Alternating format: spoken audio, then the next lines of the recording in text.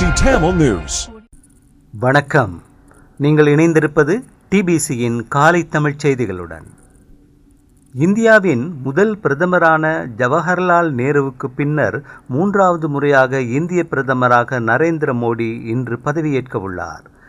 ஜனாதிபதி ரணில் விக்ரமசிங்கவும் பதவியேற்பு நிகழ்வில் பங்கேற்க உள்ளதாக இலங்கைக்கான இந்திய உயர்ஸ்தானிகர் ஆலயம் உறுதிப்படுத்தியுள்ளது. இதனிடையே மக்களவையின் எதிர்க்கட்சி தலைவராக ராகுல் காந்தியை நியமிக்கவும் காங்கிரஸ் செயற்குழு கூட்டத்தில் தீர்மானம் நிறைவேற்றப்பட்டுள்ளது.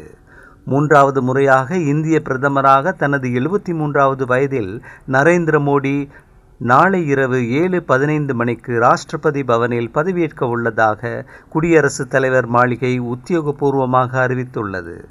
மேலும் இதன்போது மத்திய அமைச்சர் குழுவின் ஏனைய உறுப்பினர்களுக்கும் பதவி பிரமாணம் இடம்பெற உள்ளதாகவும் அறிவிக்கப்பட்டுள்ளது. இந்தியாவின் பிரதமராக நரேந்திர மோடி பதவியேற்க உள்ள நிகழ்வுக்கு 7 நாடுகளின் தலைவர்களுக்கு அழைப்பு விடுக்கப்பட்டுள்ளது.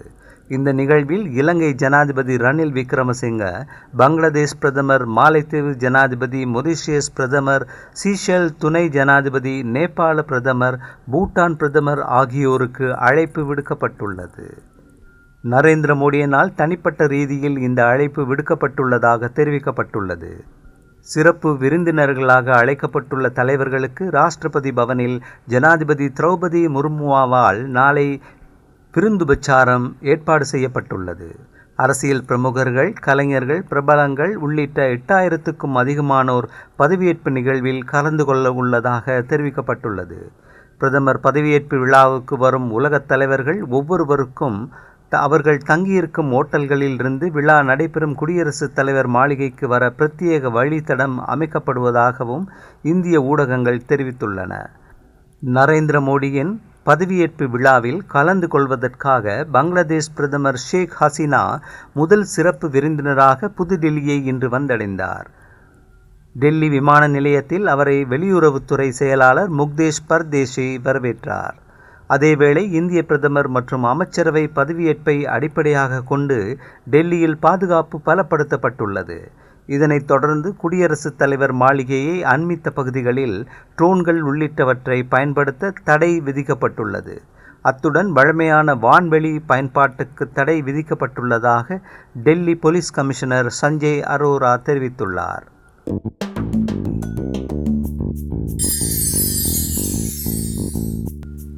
இந்திய மக்களவை எதிர்க்கட்சித் தலைவராக ராகுல் காந்தி ஏகமனதாக தெரிவு செய்யப்பட்டுள்ளார்.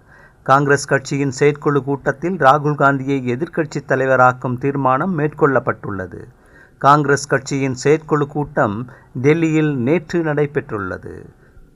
காங்கிரஸ் தலைவர் மல்லிகார்ஜுன் கார்கே தலைமையில் நடைபெற்ற இந்த கூட்டத்தில் கட்சியின் மூத்த தலைவர் சோனியா காந்தி, ராகுல் காந்தி, கே.சி. வேணுகோபால், ப. சிதம்பரம் உள்ளிட்ட பலர் கலந்து கொண்டதாக இந்திய ஊடகங்கள் தெரிவித்துள்ளன. எதிர்க்கட்சித் தலைவர் பொறுப்பை ஏற்கும் தீர்மானத்தை ராகுல் காந்தி விரைவில் எடுப்பார் என கே.சி. வேணுகோபால் குறிப்பிட்டுள்ளார். இந்திய கூட்டணியில் உள்ள அனைத்து கட்சிகளுடனும் இணைந்து ஒற்றுமையாக செயலாற்ற எதிர்பார்ப்பதாக காங்கிரஸ் கட்சியின் தலைவர் மல்லிகார்ஜுன் கார்கே கூறியுள்ளார்.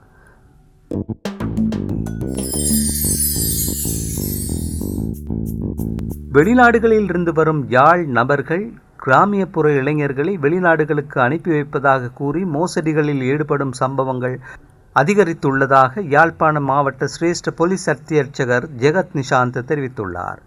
யாழ்ப்பாணத்தில் அண்மை காலமாக வெளிநாட்டு வேலைவாய்ப்பு மோசடிகளும் நுழைவிசா மோசடிகளும் அதிகரித்து வருகின்றன.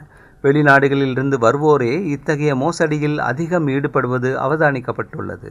வெளிநாடுகளில் இருந்து வருபவர்கள் கிராமப்புற இளைஞர்களை இலக்கு வைத்து கனடா, ஆஸ்திரேலியா போன்ற நாடுகளில் வேலைவாய்ப்பு பெற்றுத்தருவதாக தெரிவித்து 30 தொடக்கம் 40 லட்சம் ரூபாய் வரையிலான பண மோசடிகளில் ஈடுபடுகின்றனர். அவர்களின் ஏமாற்று நாடகத்தை அறியாத அப்பாவி இளைஞர்கள் இவர்களின் போலி வாக்குறுதிகளை நம்பி பணத்தை இழக்கின்றனர். இது தொடர்பாக ஏராளமான முறைப்பாடுகள் யாழ்ப்பாணம் மற்றும் சாவகச்சேரி போலீஸ் நிலையங்களில் பதிவு செய்யப்பட்டுள்ளன. எனவே இந்த மோசடிகள் தொடர்பில் அவதானமாகவும் விழிப்பாகவும் இருப்பது அவசியம் என்று தெரிவிக்கப்பட்டுள்ளது.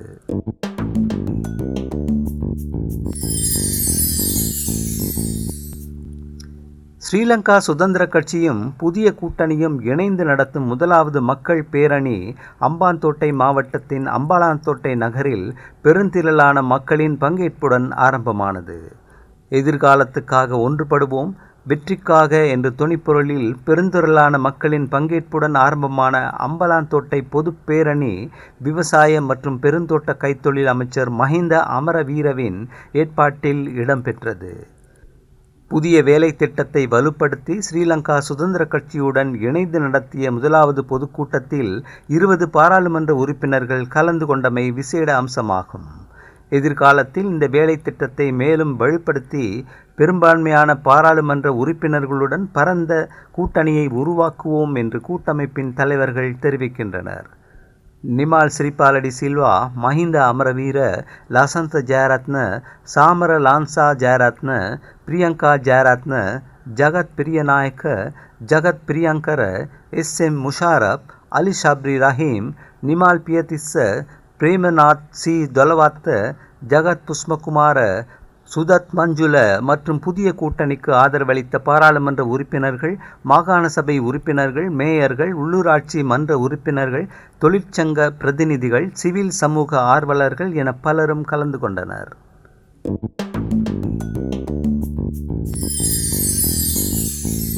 பாதுகாப்பு படைகளின் பிரதம அதிகாரியாக ஜெனரல் ஷவேந்திர சில்வா மீண்டும் நியமிக்கப்பட்டுள்ளார். ஜனாதிபதி ரணில் விக்ரமசிங்காவின் பணிப்பின் பேரில் இந்த மீள் நியமனம் வழங்கப்பட்டுள்ளது.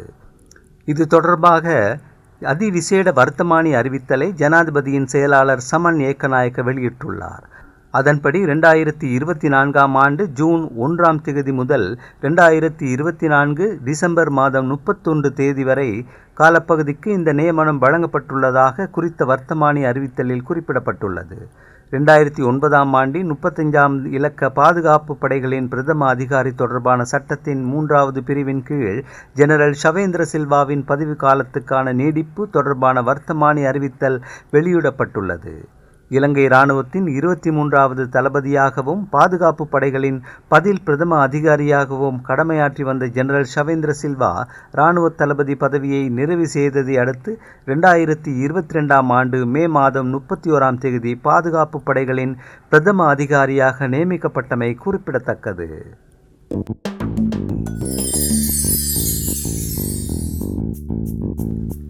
ஜனாதிபதி ரணில் விக்ரமசிங்கவினால் முன்மொழியப்பட்ட சட்டமா அதிபர் சஞ்சய் ராஜரத்னத்தின் சேவை நீடிப்புக்கான பரிந்துரையை அரசியலமைப்பு பேரவை நாளை திங்கட்கிழமை பரிசீலிக்க உள்ளது. அரசியலமைப்பு பேரவை சபாநாயகர் மஹிந்த யாப்பா அபிவர்தன தலைமையில் கூடவுள்ள நிலையில் சட்டமா அதிபர் சஞ்சய் ராஜரத்னத்துக்கு மேலும் 4 மாத கால நீடிப்பு வழங்க ஜனாதிபதி அண்மையில் பரிந்துரைத்துள்ளார். இந்த விடயம் தொடர்பில் சட்ட விளக்கங்களை பெற்றுக்கொள்வதற்கு தேவையான நடவடிக்கைகள் ஏற்கனவே எடுக்கப்பட்டுள்ளதாக சபாநாயகர் மஹிந்த யாப்பா அபிவர்தன தெரிவித்துள்ளார். சட்டமா அதிபர் சஞ்சய் ராஜரத்னம் ஜூன் 26 ஓய்வு பெற உள்ளமை குறிப்பிடத்தக்கது.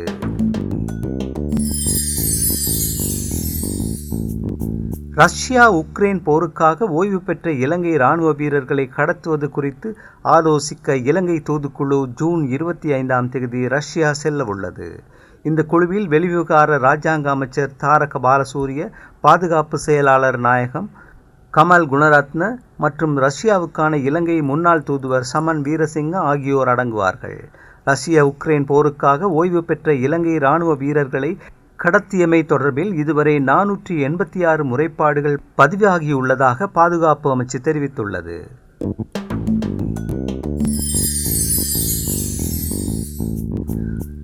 நாடளாவிய ரீதியில் மேற்கொள்ளப்பட்ட சுற்றி வளைப்பில் பாதாள உலக கும்பலைச் சேர்ந்த மேலும் 18 பேர் கைது செய்யப்பட்டுள்ளதாக போலீசார் தெரிவித்தனர். பாதாள உலக செயற்பாடுகளை ஒடுக்குவதற்காக உருவாக்கப்பட்ட 20 விசேட குழுக்களினால் இந்த சுற்றி வளைப்பு மேற்கொள்ளப்பட்டுள்ளது. சுற்றி வளைப்பில் பாதாள உலக கும்பலுடன் தொடர்புடையவர்கள் என சந்தேகிக்கப்படும் மேலும் 18 பேர் கைது செய்யப்பட்டதாக போலீசார் தெரிவித்தனர்.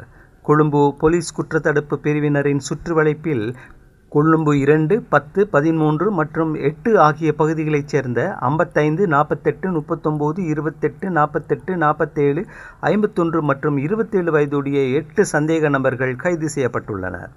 மேல் மாகாணத்தின் தெற்கு பிராந்திய போலீஸ் குற்றத்தடுப்பு பிரிவினரின் சுற்றிவளைப்பில் மாதிவெல, அங்கொட, தெஹிவல மற்றும் ராஜகிரிய ஆகிய பகுதிகளைச் சேர்ந்த 30, 51, 35, 32 மற்றும் 27 வயதுடைய 5 சந்தேக நபர்கள் கைது செய்யப்பட்டுள்ளனர். காலி போலீஸ் குற்றத்தடுப்பு பிரிவினரின் சுற்றிவளைப்பில் பிட்டபத்தர பகுதியைச் சேர்ந்த 41 வயதுடைய ஒருவர் கைதானார். மாத்தறை போலீஸ் குற்றத்தடுப்பு பிரிவினரின் சுற்றிவளைப்பில் ரொட்டும்ப மற்றும் தங்காலை ஆகிய பகுதிகளைச் சேர்ந்த 44, 33, 28 மற்றும் 48 வயதுடைய 4 பேர் கைது செய்யப்பட்டனர். கடந்த மார்ச் மாதம் 19இல் ஆரம்பிக்கப்பட்ட சுற்றிவளைப்பில் இதுவரை பாதாள உலக கும்பலைச் சேர்ந்த 1439 பேர் கைதாகினர். அந்த செய்தியோடு நிறைவு பெறுவது டிபிசியின் இன்றைய காலை தமிழ் செய்திகள். மீண்டும் மாலை செய்திகளோடு மீண்டும் சந்திப்போம். வணக்கம்.